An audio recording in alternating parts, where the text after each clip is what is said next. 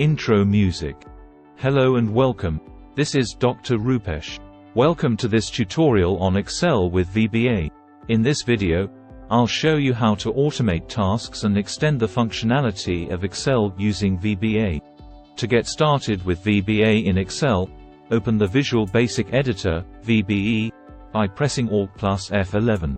Here, you can write, edit, and debug your VBA code. In VBA, you can use various objects to interact with Excel, such as worksheets, ranges, and charts. You can write code to perform actions such as assigning values to cells, looping through ranges, and creating charts. For example, let's say you have a large dataset and want to assign a value to each cell in a range. Instead of manually entering each value, you can write a VBA code to loop through the range and assign the values automatically.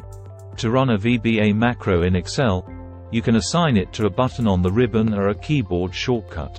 You can also create a custom function that can be used in a cell formula. Excel with VBA is a powerful tool that can save you time and make your work more efficient. With practice and exploration, you can learn how to write VBA code that automates your workflow and extends the capabilities of Excel.